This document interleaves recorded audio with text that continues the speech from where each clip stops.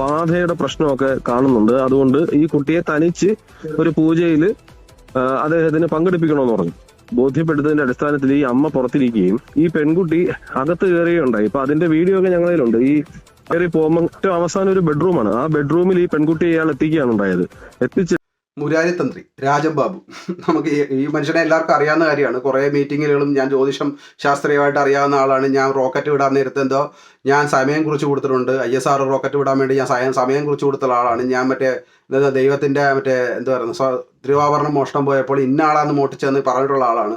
അദ്ദേഹത്തിൻ്റെ 16 വയസ്സുള്ള കുട്ടീനെ പീഡിപ്പിക്കാൻ ശ്രമിച്ചു എന്നുള്ള കേസിൽ അദ്ദേഹത്തിനെ അറസ്റ്റ് ചെയ്തിരിക്കുകയാണ്.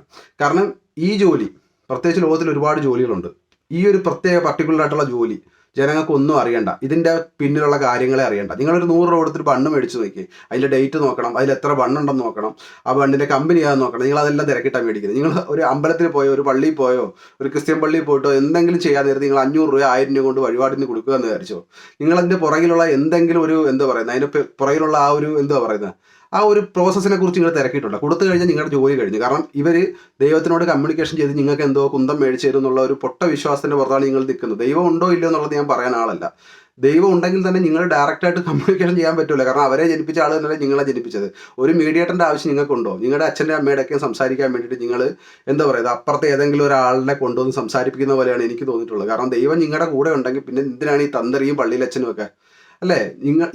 ഈ കുട്ടിയുടെ എന്താ പറയുക, ഈ ഒരു അവസ്ഥയ്ക്ക് ബന്ധുക്കാരും അവരുടെ വീട്ടുകാരും കൂടി ഉത്തരവാദികളാണ്. കാരണം ഇത്രയും ഒരു സമൂഹം ഇത്രയും വളർന്നിട്ട് പോലും നിങ്ങൾക്ക് ഇനിയും ബാധ, ഇത് പ്രേതം, നിങ്ങൾക്ക് ബോധമില്ലാത്തതിൻ്റെ കുഴപ്പമാണ് ഇതെല്ലാം.